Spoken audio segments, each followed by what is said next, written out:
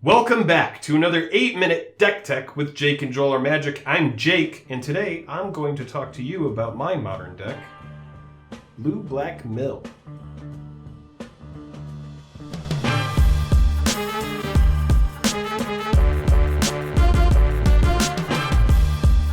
Alright, so when you're playing Mill, the entire point, if you are unfamiliar, the entire point of Mill is to make sure that your opponent's library has 0 cards, because on the upkeep that they draw and they have no cards to draw, they lose.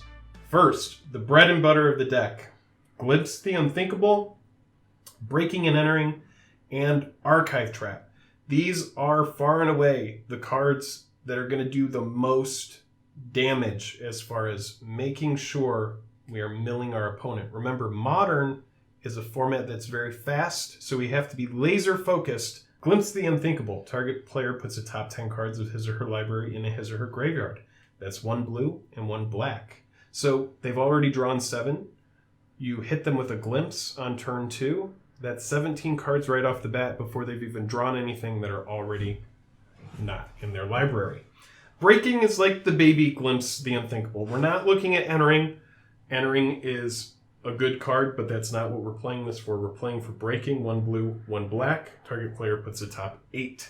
So, obviously, Glimpse the Unthinkable, the OG from Ravnica, and Breaking and Entering that we saw in Dragon's Maze. These are 8 cards that all just do direct mill. Archive Trap. Modern is a format that flourishes with tons of fetch lands and tons of library searching. Archive Trap is 13 cards, and it says it costs 5, but we're always going to be playing this card for 0 unless we have to hardcast it late game to get the win. But it's just straight up 13 cards into the yard. Moving on, we've got our Hedron Crab. Hedron Crab is pretty much a staple in every single mill deck.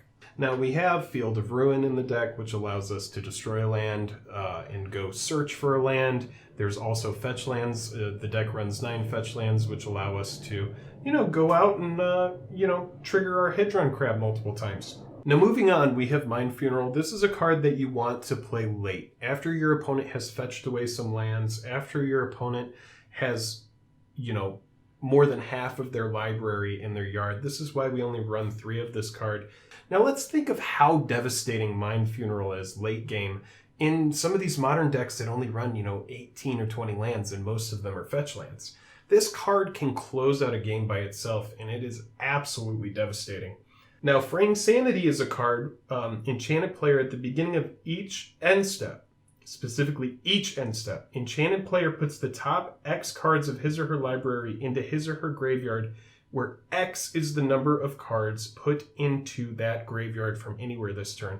Now, if you have Fraying Sanity out on the battlefield, and you cast an Archive Trap for 0, that's going to be 26 cards that turn that player has to put into their yard. This is a very quick clock. Obviously, Fraying Sanity costs 3, so in Modern, that's getting close to the end of the game in many instances. But this card is very, very good. It starts to play well with Hedron Crab. Anything that mills, it gets milled for that same amount. Now, this is a card that's very spicy that I like a lot. It's called Mesmeric Orb. 2-cost artifact. Whenever a permanent becomes untapped, that permanent's controller puts the top card of his or her library into his or her graveyard. So when you're untapping lands, you're milling cards from the top of the library. Now that hits us as well. This deck is very, we're just trying to mill them out. Sometimes our cards are going to get milled as well. But Mesmeric Orb, it's kind of hard to leave this card out. Something that you may be wondering, Mesmeric Orb, what if they decide that they don't want to untap their lands? This is an interesting thing that you should know, and a ruling that you should know, is that they can't decide to not untap things. That is not something that they get to have a choice in. They can't just decide, oh, you know what, I'm going to leave my lands tapped, or, oh, I'm going to leave my creatures tapped. No, that is not a thing. They must untap their board state unless a card effect says otherwise. But these are the mill cards. These are the cards that do the milling, and now we're going to get into the versatility of the deck, the little extras that help us get there. Now, these are the cards that are just the little extras. These are the cards that don't mill, but, you know, essentially, Snapcaster Mage, this card needs no introduction. It's a way for us to flash back our Glimpse of the Unthinkable. Visions of Beyond. This is a card that's specific to mill decks. 1 blue, draw a card. If a graveyard has 20 or more cards in it, draw 3 cards instead, and that is instant speed. So this card is essentially an Ancestral Recall. So Darkness is a very cool prevent all combat damage that would be dealt this turn. It's just a black fog. Now Thought Scour, this is just a card that's, you know, a very, very good modern card. I use it just as a one-of because it's a cantrip. Target player puts the top 2 cards of his or her library in his or her graveyard, draw a card. Now, you've seen the mill spells, you've seen the Snapcaster Mages and the extras. Now I'm going to talk to you about the land.